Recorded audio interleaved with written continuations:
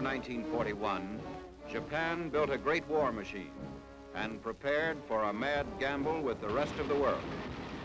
Finally, it played its hand.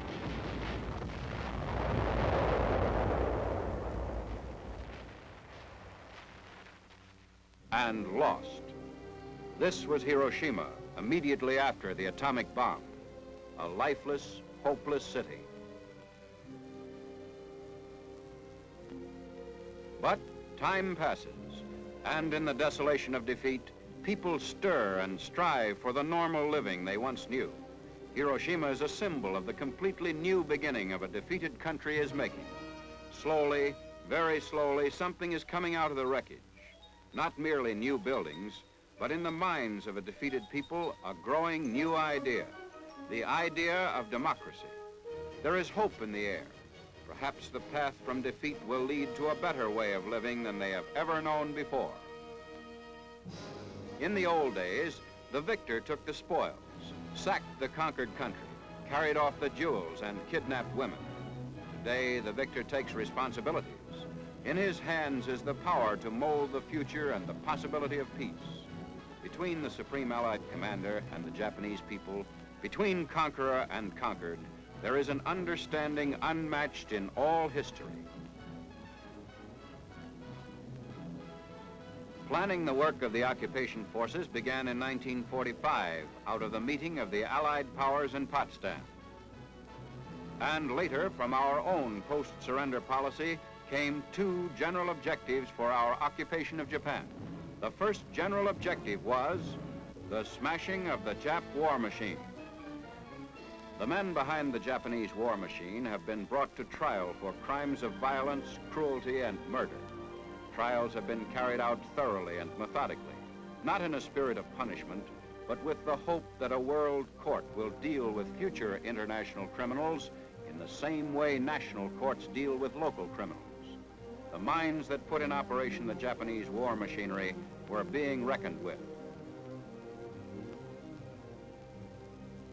The machines themselves had to be destroyed.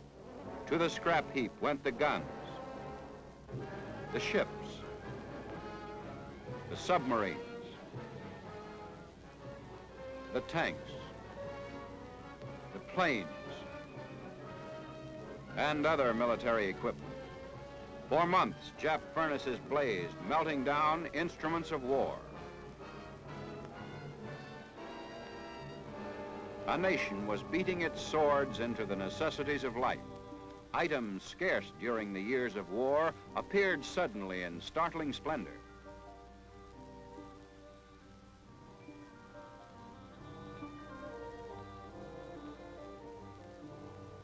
Here and there, a toy signaled better days to come. Our second general objective is the establishment of a peaceful, responsible government. Because of its willingness to take the idea of democracy, Japan already has a working constitution. By the constitution, the emperor is no longer absolute and divine, but is a constitutional monarch, similar to England's king. He is now a figurehead, a symbol of unity. By his own declaration, he is no longer a god. But many still believe that he is divine and that the Japanese are the only race on the earth directly descended from the gods.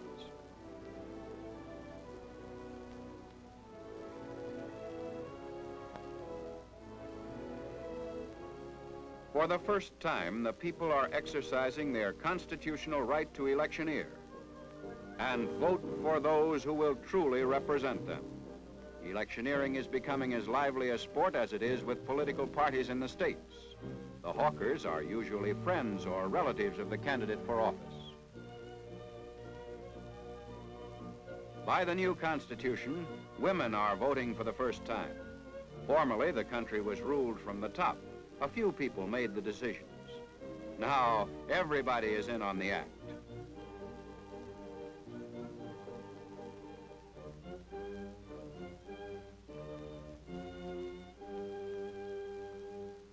The election returns are followed with interest.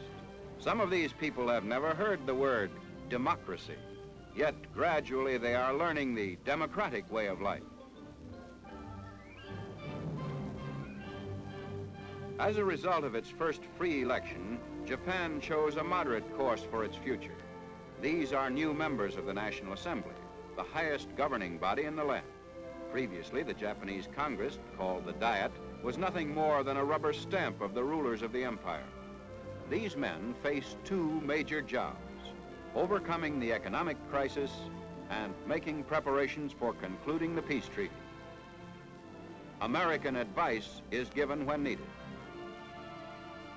Members of the House of Representatives wear a button in their lapels. The chrysanthemum, an emblem of old Japan, today symbolizes the right of average citizens to hold office. In the old days, the Diet was an organization without much power. It could be dissolved at will by the emperor, acting on the advice of his ministers. The building that once housed the old Diet, and now the meeting place of the elected National Assembly, is a new symbol of freedom in Japan. In the years before the occupation, a man with so-called dangerous thoughts could be thrown into jail by the secret police, or the thought police. A citizen today no longer lives under this threat. He has the same freedom of speech that exists in the United States. In the shadow of the Imperial Palace, the people take part in celebrations of new civil rights.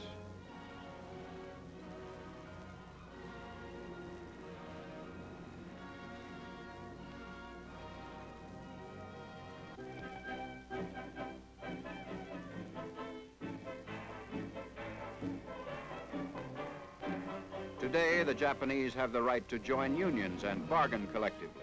At the end of the war, there had been no genuine labor unions in Japan. Pre-war labor leaders had been imprisoned or silenced by the military, and the right to organize had been denied. Now there are 20,000 unions and 5 million union members in Japan. Although the new constitution provides for trial by jury, the system is not yet practiced, and the courts are still conducted in the traditions of the past. 3 judges sit in this district court. 2 must concur in a decision. In addition to a jury trial, the Japanese citizen is now guaranteed the right to be defended by counsel.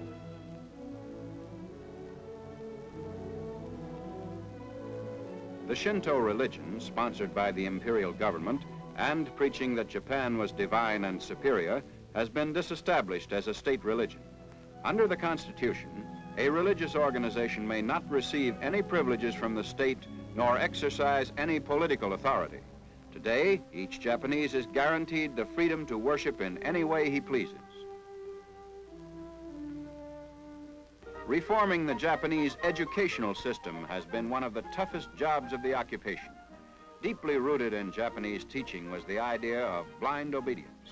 We have insisted upon one change, that the teaching program be free of militarism. We have recommended another, that the Japanese reorganize their school system along democratic lines. New teachers are being taught, and old teachers are being retrained. Textbooks are being rewritten. Patience is needed. We are trying to do in a few years what it has taken other democracies many years to achieve.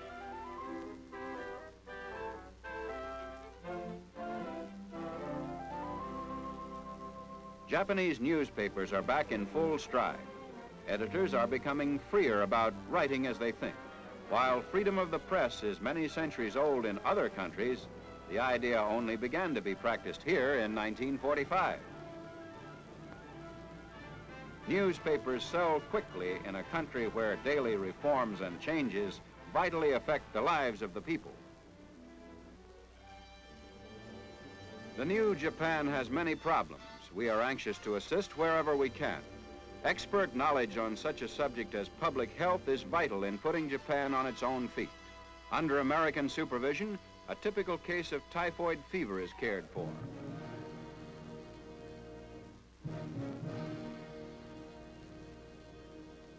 The home is disinfected with DDT. The patient is removed to a city hospital for contagious diseases. Large numbers of people are being introduced to methods of preventing disease. In the past, the government of Japan had neglected most standard inoculations.